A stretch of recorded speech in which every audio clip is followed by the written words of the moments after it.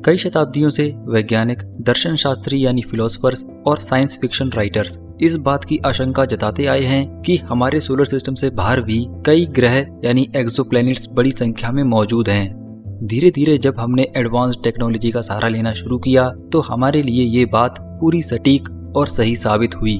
Kepler space telescope और test जैसे satellite missions की बदौलत आज हमारे पास कुल 4600 से भी ज्यादा कंफर्म्ड एक्सोप्लैनेट्स मौजूद हैं। बल्कि यही नहीं, करीब 3000 से भी ज्यादा हमारे सोलर सिस्टम जैसे कई स्टार प्लैनेट सिस्टम की खोज भी वैज्ञानिकों द्वारा हो चुकी है।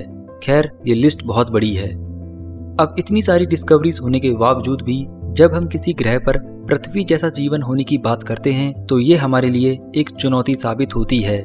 जिस प्रकार से अरबों सालों से हमारे ग्रह पर जीवन फल फूल रहा है, उसे देखते हुए ये बात काफी अजीब लगती है कि शायद हमारी गैलेक्सी में कुछ प्लैनेट्स तो ऐसे जरूर होंगे जहां जीवन की संभावना और विकास दोनों पृथ्वी से बेहतर होंगे। 3000 स्टार प्लैनेट सिस्टम्स में हमें कई ऐसे प्लैनेट्स मिले हैं जो अपने स्टार के हैबिटेबल जोन में रहकर जीवन के कुछ संकेत देते हैं, पर वैज्ञानिकों ने अब इससे एक कदम और आगे जाने की बात की है। हैबिटेबल जोन प्लैनेट से हटकर वैज्ञानिकों की नजर अब सीधा सुपर हैबिटेबल प्लैनेट्स पर लगी हुई है। इन सुपर हैबिटेबल प्लैनेट्स की बायोकेमिस्ट्री, फिजियोलॉजी और कॉम्प्लेक्सिटी हमारी पृथ्वी से इतनी ज्यादा एडवांस्ड हो सकती है कि यहाँ एक्स्ट्रा टेरेस्ट्रियल लाइफ की सबसे ज्यादा संभावना हो सकती है। यही नहीं, इन प्लैनेट्स के इन्वायरमेंटल पैरामीटर्स कुछ इस तरीके के हो सकते हैं कि यहाँ लाइफ यानी जीवन के विकास और उसकी विविधता हमें इस पृथ्वी पर कई अरबों सालों तक देखने को नहीं मिलेगी। आखिर किस तरीके से वैज्ञानिक in most valuable super habitable planets को खोजने जा रहे हैं, चलिए पता लगाते हैं। जब भी वैज्ञानिक किसी हैबिटेबल प्लैनेट की खोज करते हैं तो वो उसके एटमॉस्फेयर पर काफी डिटेल्ड रिसर्च करते हैं, क्योंकि किसी भी प्लैनेट पर लाइफ यानी जीवन की संभावना हम उस प्लैनेट पर मौजूद एटमॉस्फेयर को देखकर लगा सकते हैं। एग्जाम्पल के लिए हमारी पृथ्वी पर एटमॉस्फेयर की मात्रा और उसका लेवल काफी सटीक है, जो यहाँ के वातावरण और जीवन के लिए सही कंडीशंस बनाए रखता है। तो वहीं हमारी पृथ्वी से बना हुआ हमारा मून यानी चंद्रमा एटमॉस्फेयर ना होने की वजह से लाइफलेस है। एक बात और, हैबिटेबल प्लैनेट्स और सब सरफेस पर मिलने वाले मॉलिक्यूल्स और सॉल्वेंट्स भी वहाँ के बायोमास और बायोडाइवर्सिटी के जीवन पर असर डालते हैं। जैसे हमारी पृथ्वी पर वाटर मॉलिक्यूल्स यहाँ के जीवन के लिए काफी इम्पोर्टेंट तो है ही, तो वहीं यूरोपा, एनसेलेडस और टाइटन जैसे सरफेस पर मीथेन जैसे मॉलिक्यूल्स वहाँ के जीवन के लिए एक अहम भूमिका निभा सकते हैं। पर फिलहाल वहाँ जीवन अभी हमें देखने को नहीं मिला है। किसी स्टार प्लैनेट सिस्टम में मौजूद स्टार ही सबसे पहले ये तय करता है कि वहाँ किस समय में और किस तरह से जीवन विकसित होगा।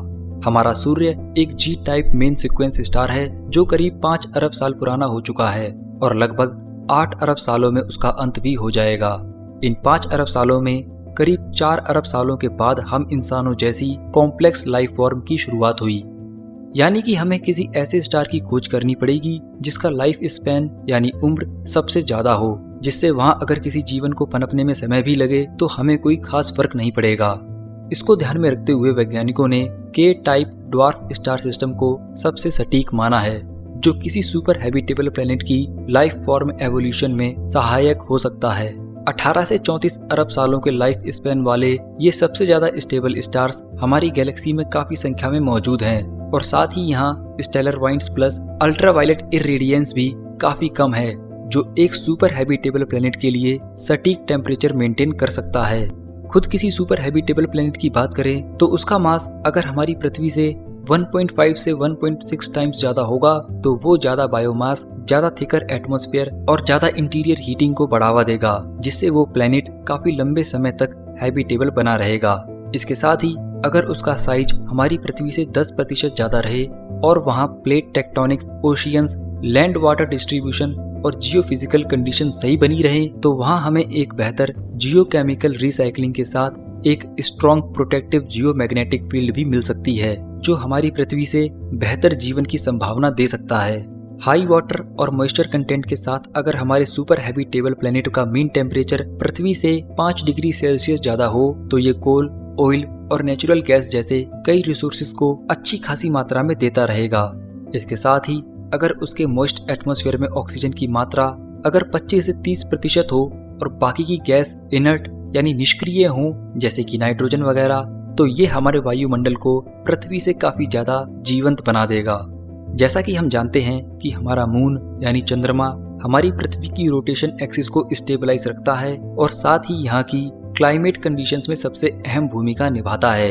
वैज्ञानिकों की माने तो अगर हमारे नए सुपर हैबिटेबल प्लेनेट के पास अगर थोड़े बड़े साइज का मून ऑर्बिट करे तो ये वहाँ के टाइडल फ्लैट्स और मैग्मा साइक्लिंग से शुरुआती जीवन को बड़ी मात्रा में लाभ यानी बेनिफिट पहुंचा सकता है। ये वाकई में एक अनोखी बात है। सैटेलाइट मिशंस के इतने सारे डेटा को स्टडी करने के बाद और हैबिटेबिलिटी के इन सभी इंपॉर्टेंट पैरामीटर्स को ध्यान में रखते हुए वैज्ञानिकों ने करीब 5 से 8 अरब साल पुराने किसी सुपर हैबिटेबल प्लेनेट को पृथ्वी से कई गुना ज्यादा जीवनपूर्ण बताया है। 4,500 से ज्यादा एक्सोप्लैनेट्स या एक्स्ट्रा सोलर कैंडिडेट्स में वैज्ञानिकों ने करीब 24 ऐसे पोटेंशियली सुपर हैबिटेबल प्लैनेट्स का पता लगाया है जहां जीवन की पृथ्वी से बेहतर होने की पूरी संभावना है। इन 24 एक्स्ट्रा सोलर ऑब्जेक्ट्स में से 9 ऑब्जेक्ट्स ड्वार्फ के टाइप स्टार को ऑर्बिट करते हैं। 16 ऑब्जेक्ट्स की उम्र भी 5 से 8 अरब साल की है और 5 ऑब्जेक्ट्स पर टेम्परेचर भी एकदम सुपर हैबिटेबल प्लेनेट वाला है। इन 24 ऑब्जेक्ट्स में से कुछ तो कंफर्म्ड प्लैनेट्स हैं, तो कई ऑब्जेक्ट्स को केपलर ऑब्जेक्ट्स ऑफ इंटरेस्ट की कैटेगरी में डाला गया है। कंफर्म्ड प्लैनेट्स में केपलर 1126b और केपलर 69c पर जीवन की संभावना काफी ज्यादा है, तो वहीं केपलर ऑब्जेक्ट्स ऑफ इंटरेस्ट में हमें 2 ऐसे ऑब्जेक्ट्स मिले हैं जो पृथ्वी पर ज्यादा बेहतर जीवन की शुरुआत और विकास के लिए सबसे सटीक हैं। ये हैं KOI 456.04 और KOI 5715.0, जो सुपर हैबिटेबिलिटी की लगभग सभी कंडीशंस पर फिट बैठते हैं। यहाँ टेम्परेचर और एटमॉस्फेरिक कंडीशंस पृथ्वी की तरह या उससे बेहतर होने की पूरी आशंका है।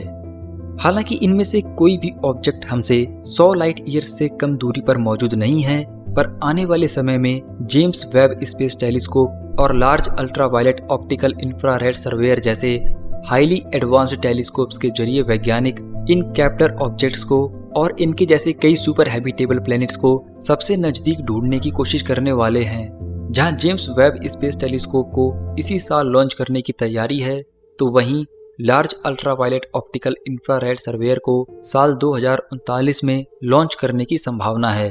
फिलहाल ये कहना गलत नहीं होगा कि 20 से 30 सालों में हम हमारे सोलर सिस्टम के सबसे नजदीक किसी सुपर हैबिटेबल प्लेनेट का पता लगा लेंगे जहां जीवन का क्रम विकास यानी एवोल्यूशन पृथ्वी से काफी बेहतर होगा। सो दोस्तों, आज के इस वीडियो में इतना ही। आई होप आपको आज का ये वीडियो काफी नॉलेजेबल और इंटरेस्टिंग लगा। तो मैं मिलूंगा आपसे ऐसे ही किसी नेक्स्ट इंटरेस्टिंग वीडियो में। जय हिंद।